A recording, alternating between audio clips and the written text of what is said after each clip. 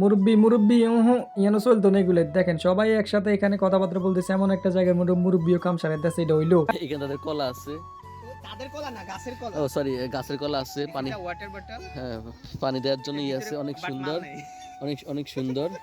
আর ওদের আসলে নিজস্ব গরু আছে, গরু খামার। আমরা ছোট্ট একটা গ্রামে আসছি।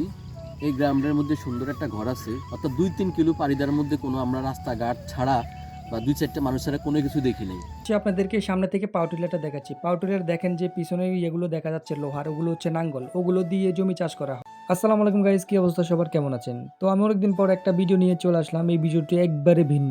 এই ব্লগটির মধ্যে আমি অনেক কিছু আপনাদেরকে দেখাবো, যেমন গ্রামের দৃশ্যগুলো কেমন, কি আসে বিষয়, সবকিছু বিস্তারিত এই ভিডিওর মধ্যে আলোচনা করা হবে। এর সাথে আমি আপনাদেরকে দেখানোর চেষ্টা করব যে নদী কেন্দ্রিক এলাকাগুলো কেমন, নদীর পাশে যে মানুষগুলো বসবাস করে সেগুলো কিভাবে মানুষ বসবাস করে, কি আছে তারা কি নিয়ে বসবাস করে, তাদের দৈনন্দিন জীবনযাপন কেমন, তারা কিভাবে বসবাস করে, এমনকি তাদের জীবিকা নির্ভর করে কৃষির উপর। আমি যে যাচ্ছি এখন, আমি আপনাদেরকে আশেপাশের দিকগুলো আমি আপনাদেরকে দেখাচ্ছি। সবুজ প্রাকৃতিতে ঘেরা আমাদের এই গ্রামের দিকে যতই আমি যাচ্ছি ততই আমার মনটা ভালো হয়ে যাচ্ছে, কেননা সবুজ প্রাকৃতিতে ঘেরা আমাদের গ্রামটির মধ্যে আসলে যতটুকু যায় ততটুকুই আপনার হচ্ছে ভালো লাগে। ও মাগুয়াতে দেখছি টুনির মাধ্যমে আঙ্গুর দিকে চোখ করে সাইরেছে, ওই ফাঁক দিয়ে মানুষের ধান শুকাইতেছে, সেগুলো আমরা দেখতেছি। আসলে যতটুকু যাইতেছি ততটুকু আমাদের অনেক ভালো লাগতেছে, আর এখান দিয়ে আপনাদেরকে এই ভালো লাগাটা আমি আপনাদের মাঝে শেয়ার করতেছি। তো সুতরাং আপনারা দেখতে থাকুন, আরো সামনের দিকে আরো অনেক কিছু দেখবেন। আমরা যাচ্ছি সোজা নদীর পাড়ের দিকে। নদীর পাড়ে বিভিন্ন অঞ্চলগুলো মানুষ কিভাবে কি করে সেগুলো আমি আপনাদের মাঝে শেয়ার করে ব্লকের মাধ্যমে। আসলে একটা কথা বলতে কি, গ্রামে যারা বসবাস করে তাদের জীবনটা হচ্ছে অন্যরকম, তারা হচ্ছে সরল সোজা, এমনকি ভালো মনের মানুষ হয়। আসলে আপনারা যে গাড়িটা সামনে দেখতেছেন এই গাড়িটা হচ্ছে পাওয়ার টিলার। এই পাওয়ার টিলার দিয়ে জমি তৈরি করা হয়। জমি তৈরি করে কৃষকরা বিভিন্ন ধরনের চাষ করে ফসল।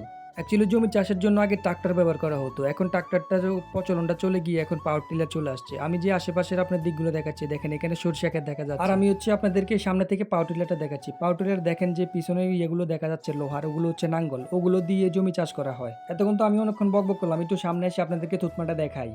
তারপর আমরা কথা বলতে বলতে চলে যাচ্ছি সামনের দিকে। তো সামনের দিকে দৃশ্যগুলো আমরাও দেখতেছি আর আপনাদেরকে দেখাচ্ছি। তো কথা বলতে বলতে অলরেডি চলে আসছে আমাদের যেখানে আসার কথা সেখানে। তো এখানে দৃশ্যগুলো আমি আপনাদের মাঝে দেখাবো এখন। তো অ্যাকচুয়ালি ভাই বেড়াদার সবাইকে নিয়ে চলে আসলাম, সবাই গাড়ি থেকে নামতেছে আর এই ফাঁক দিয়ে বলতেছে ভাই জায়গাটা কিন্তু অনেক সুন্দর। আমরাও বলতেছি ভাই অনেক সুন্দর, আগে ছবি তুললে নি। তো ভাইরা পোস্ট নিয়ে সুন্দর করে হুলস্থুল ভাবে ছবি তুলতেছে। তো এখানে ছবি তুলতেছি, এই ফাঁক দিয়ে মুরব্বি একটা কাজ করতেছে, মুরব্বিরে দেখা গেল। তো সুতরাং মুরব্বিরে বললাম মুরব্বি মুরব্বি ইয়ানো চলতো না এগুলো দেখেন সবাই একসাথে এখানে কথাবার্তা বলতেছে এমন একটা জায়গায় মুরব্বিও কাম সারাই দিচ্ছে এটা হইলো। যাই হোক, আর কি বলার, কিছু বলার নাই, কারণ মুরব্বি মানুষ, মুরব্বি যেখানে সেখানে এখন মুরব্বির চাপ বেশি ছিল, এই জন্য কাম সারাই ফেলাইছে। এই ফাঁক দিয়ে আমি আপনাদেরকে নদীর দৃশ্যটা দেখাচ্ছি। এটা একটা ছোট নদী। আসলে আপনারা যে নদীটা দেখতেছেন এটা একটা নদীর শাখা। তো সুতরাং এখন দেখেন শীতকাল যখন পানি কম, এই জন্য আসলে বোঝা যাচ্ছে না যে এটা একটা নদী। যখন বর্ষাকাল আসে, বর্ষাকাল থাকলেই দেখেন যেখানে মানুষ হাঁটাচলা করতেছে এই পর্যন্ত পানি পুরা ভরপুর হয়ে যায়। এই যে আপনারা দেখতেছেন যে আশেপাশে ফসলগুলো, এই ফসলগুলো ডুবে যায় পানিতে। আমরা ছোট্ট একটা গ্রামে আসছি। এই গ্রামের মধ্যে সুন্দর একটা ঘর আছে, অর্থাৎ 2-3 কিলো পাড়ি দেওয়ার মধ্যে কোনো আমরা রাস্তাঘাট ছাড়া বা 2-4টা মানুষেরা কোনো কিছু দেখি নাই। এখন একটা বাড়ি দেখছি, এটা একদম গ্রাম তো বলা যায় না, চরের মাঝখানে একটা বাড়ি, ছোট্ট একটা বাড়ি, তাও একঘর। আমরা আমাদের খুব ইচ্ছা হচ্ছে যে এই বাড়িটাতে কি থাকে, কিভাবে তারা জীবনযাপন করে এই বিষয়ে কথা বলবো। তো আসুন আমাদের সাথে সাথে আসুন, সাথে তো আমাদের ছোট ভাই ব্রাদার আছেই। অনেক সুন্দর একটা গ্রাম। আসলে আমাদের লক্ষ্মীপুর জেলার রায়পুর অন্তর্গত এই যে চর বা গ্রামটা অনেক সুন্দর। আমরা খুব ইচ্ছা যে 2-3 কিলোর মধ্যে কোনো বাড়িঘর দেখে, জাস্ট ছোট্ট একটা বাড়ি আছে, এই বাড়িটা সম্পর্কে জানতে চাই, এখানে তারা কি করে, কিভাবে থাকে। আর সাথে আমাদের রায়হান, কেমন লাগতেছে তোমার কাছে? জি ভাইয়া, অনেক ভালো লাগতেছে। কেন ভালো লাগতেছে? খুবই মনোরম পরিবেশ। অতটা আচ্ছা আচ্ছা, এই গ্রামের মধ্যে যদি তোমার গার্লফ্রেন্ড নিয়ে আসা যায় কেমন হবে? ভাই আমার গার্লফ্রেন্ড নাই। যদি থাকে, যদি নিয়ে আসা যায়। ওটা নাই, তোমার গার্লফ্রেন্ড নাই? গার্লফ্রেন্ড নাই, ও আচ্ছা, ওটা বলতেছি। ওটা বলতেছে গার্লফ্রেন্ড নাই। আচ্ছা, যাই হোক, রায়হানের কোনো গার্লফ্রেন্ড নেই, ছোট মানুষ তো, মাসুম বাচ্চার গার্লফ্রেন্ড থাকে না, এটাই স্বাভাবিক। এই আন্না বাইকে একটু সাইতে আসছি, সমস্যা নাই তো? কেন? আচ্ছা, ধন্যবাদ।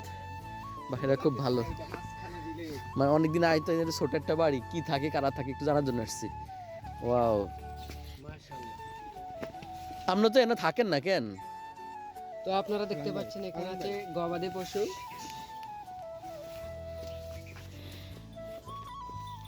বাহ, ছোট্ট একটা বাড়ি। এখানে আবার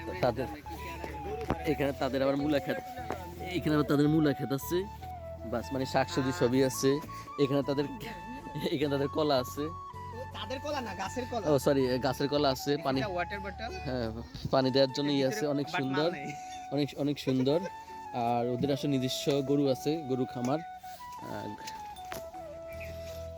খুব ভালো। আচ্ছা, আর রাত্রেবেলাও থাকেন আপনারা এখানে? না রাতে, আর এই হচ্ছে তাদের থাকার জায়গা। ভাই এসে মোল্লাহাটের দিকে না, এই যে সলিগের মাথা হাজিমারা মোলার মাঝামাঝি। আমরা এদিকে একটু টানায় টানায় কথা বলেন আর কি আপনারা। তো অ্যাকচুয়ালি কথা বলতে বলতে আমরা কিন্তু পুরো বাড়িটা আপনাদেরকে দেখালাম, আশেপাশের দিকগুলো দেখালাম। আপনারা যে বাড়িটা দেখলেন এই বাড়িটার মধ্যে হচ্ছে আপনার চারপাশে হচ্ছে মানে 1 কিলোমিটারের মধ্যে কোনো বাড়িঘর নাই। এতটা মানে দূরত্ব আপনার বাড়ি এখান থেকে। বাবুর এতারা যে এমনি দৌড় দিছে, আমার সামনে দৌড় দিলে আমিও ভয় পেয়ে যেতাম। গরুর তো স্বাভাবিক, তো গরু এখন অনেক ভয় পাইতেছে, কিন্তু কাউসুর ভাই দুষ্টামি করতেছে। গরুটা ভালো আসলে এই জন্য কিছু বলতেছে না, না হয় কাউসুর ভাই লয়ে ছুটতো। এটার কপালটা খুবই বালা। এটা হচ্ছে কলার ফুল, আমাদের গ্রাম্য ভাষায় বলা হয় ঠো। অ্যাকচুয়ালি ঢাকা শহরের মধ্যে এটা একটা 40 টাকা, আর এখানে ফ্রিতে মাগনাতে করে থাকে, কেউ খায় না। তো আসলে আমরা কথা বলতে বলতে এখান থেকে বের হয়ে গেলাম। দেখেন আপনার নদীর পাশের মানুষগুলোর জীবনযাপন আসলে অনেক কষ্টের, তারা হচ্ছে নদীর পাশে বসবাস করে।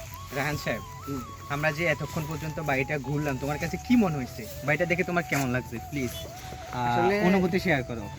অনুভূতির কথা বলতে গেলে আসলে মানে এক কথায় অস্থির একটা প্লেস।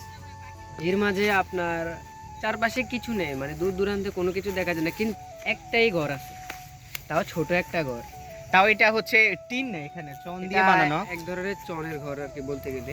হুম। এমনিতে কিন্তু দূর দূরান্তে কোনো ঘর আমরা দেখতে পাচ্ছি না, ঠিক আছে।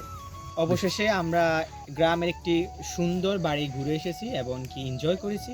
তো আজকের মতো আমরা এখান থেকে বিদায় নিচ্ছি। আল্লাহ হাফেজ। আল্লাহ হাফেজ।